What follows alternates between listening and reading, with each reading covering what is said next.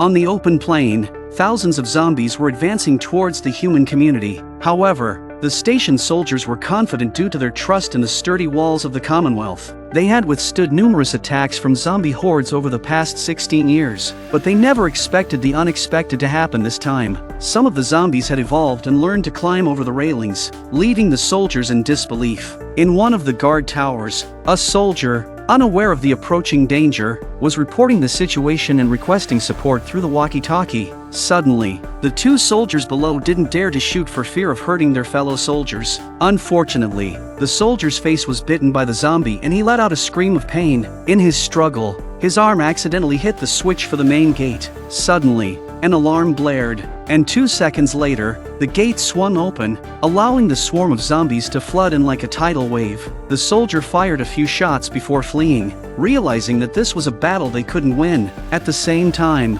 Governor Pamela, still in shock from shooting Judith, was looking at herself in the mirror. Vickers pushed open the door and came in to report that the Commonwealth's walls had been breached. The F-zone was now overrun by zombies, and many soldiers and civilians had died. Pamela couldn't believe it. Every time she attracted zombies, it was just to scare those stupid civilians. How come this time it was breached? She's a little confused right now. Vickers once again reminded Pamela, saying that the walls had indeed been breached and the zombies had learned to climb over them. However, there was still a way to remedy the situation. If they could surround and contain the zombie horde in the F district, they could save most of the Commonwealth's territory. Though the chances were slim, it was worth a try. But before Vickers could finish, Pamela interrupted her. Pamela, now composed and serious, instructed Vickers to immediately gather all the soldiers and protect her personal villa. Then, she ordered them to lure the zombie horde into the residential area, using the civilians as a means to slow down the zombies and buy time to gather reinforcements.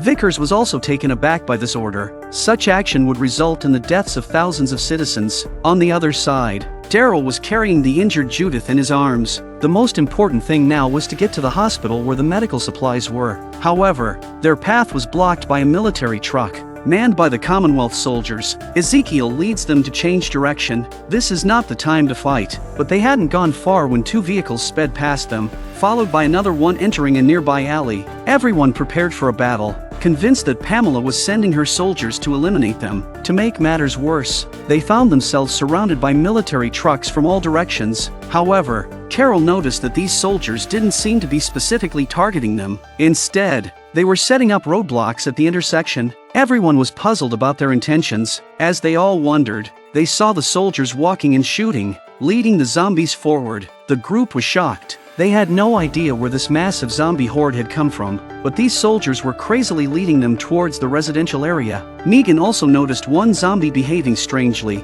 climbing over the railing, with zombies closing in from all sides. They were at a loss for what to do. Suddenly, two figures emerged from the swarm of zombies. Kelly is about to shoot, but Connie stops her because it's Luke and his wife. Luke and Jules were pushed by the zombies and didn't expect to see them. Daryl, anxious and aware that every minute counted for Judith's safety, looked for an escape route. Carol ran into the alley and saw that there was a way out in front of the zombies. Carol directed everyone to block the zombies to buy time. Despite the danger, the group acted in perfect harmony, having faced countless life or death situations before. Some fought off the zombies, clearing a path, while others held back the advancing horde. Daryl finally rushed into the alley under their cover. He prayed Judith would hold out. Her cry of "Daddy" melted his heart, as he had long since considered Judith his own child. 5 minutes later, they reached the hospital. Judith weakly opened her eyes, only to find no doctors around. It seemed they had fled for their lives, leaving only soldiers scavenging for medical supplies. Shortly after, she saw Uncle Daryl collapse to the ground,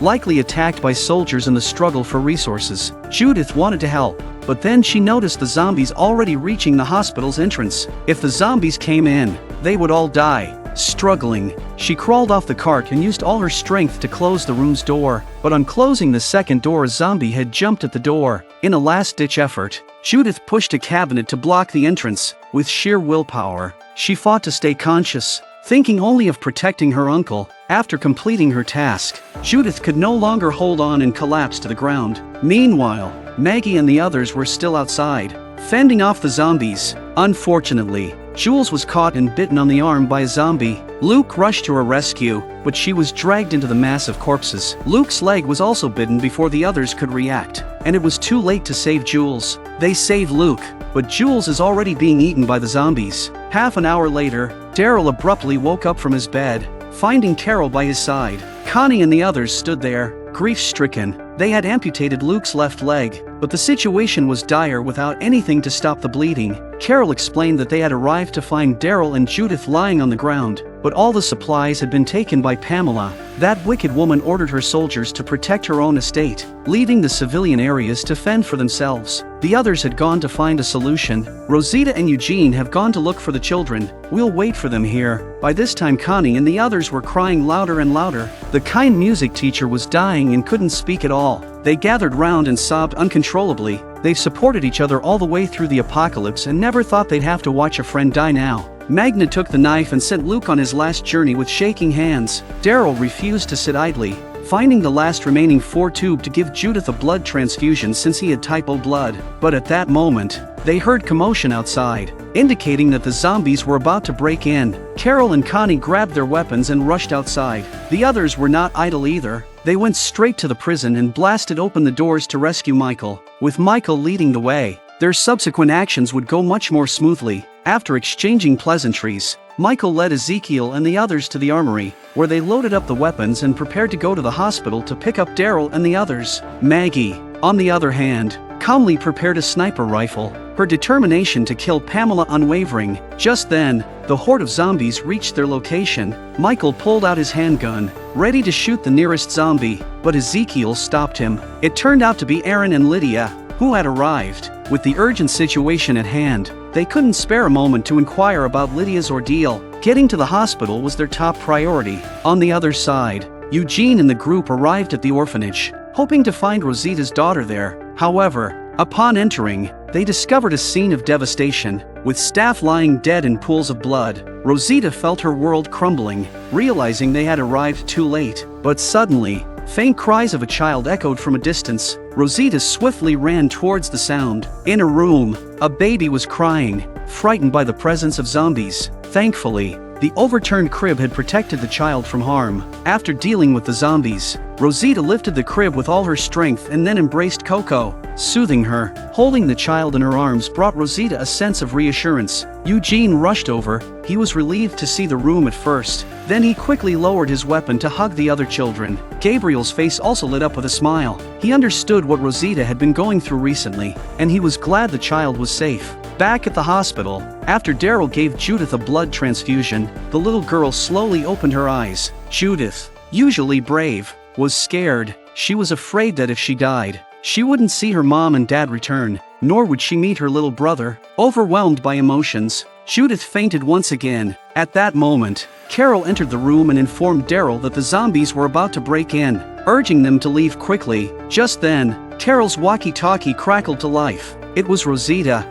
They had come out of the orphanage and found a car to pick up Daryl and the others. However, their car broke down right at the back entrance of the hospital, with zombies surrounding them and the situation becoming increasingly dire. Daryl wasted no time. He pulled the cart and was ready to leave, but as they reached the doorway, he stopped. Outside, a large horde of zombies had gathered. Daryl pushed the cart back and closed the door, using another cart to block the entrance. Doesn't this scene look familiar? Isn't that what Shane did back in the day? Hence Rick waking up in the hospital later on. It's like a cycle. The number of zombies exceeded his expectations, and people had already died. Yumiko and the others had no choice but to close the door once again. One of the zombies was holding a rock and smashing the glass, and the zombies had already breached the side entrance. If they continued like this, they would soon be surrounded. While they were contemplating their options, the zombie managed to break through the glass door. They have no choice but to fight. In a decisive moment, Daryl shouted for them to escape through the back door,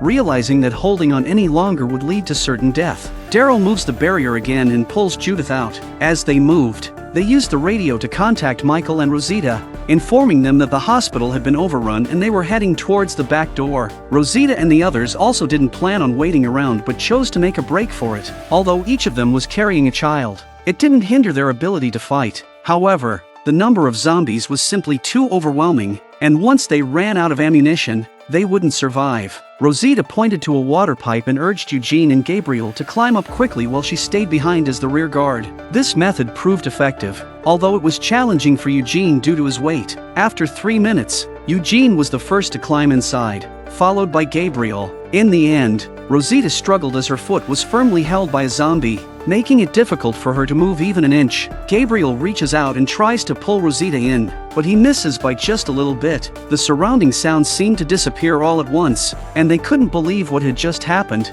Rosita fights incredibly well, and even in such a critical situation, she can turn things around. After clearing out a few zombies around them, Rosita climbed onto the vehicle, but before Rosita could catch her breath, she saw some zombies climbing on as well. Rosita gathered her strength and made a leap, knowing that one wrong move would mean being overwhelmed by the zombies. Luckily, she grabbed the hose and eventually climbed up to the window as well. It wasn't until evening that Michael, armed with weapons, found them and led them to the armory. He also contacted his subordinates to bring a truck. They'll sneak into Pamela's private estate in a car. Michael didn't go in to escape the zombies. It's just that Judith is in desperate need of medical attention. Additionally, there were numerous civilians trapped at the gates of the estate, and Michael intended to find a way to get Pamela to open the doors. Half an hour later, they arrived at the estate, and Daryl immediately carried Judith to a bed. Tommy quickly approached to examine her, stating that the child was weak but would have never made it this far if Daryl hadn't given her the blood transfusion. Tommy assured Daryl that he would do everything he could to save Judith. Tommy immediately started to save Judith. Daryl could only wait anxiously by the side. The operation lasted about 10 minutes. Maggie emerged and asked if they had seen Negan, as she had prepared a sniper rifle to assassinate Pamela, but it was missing. Maggie suspected Negan had taken it. In fact, Maggie's suspicion was correct. Negan was currently making his way upstairs with a bag on his back, knowing that Maggie planned to assassinate Pamela. But after that, I am doing this for you.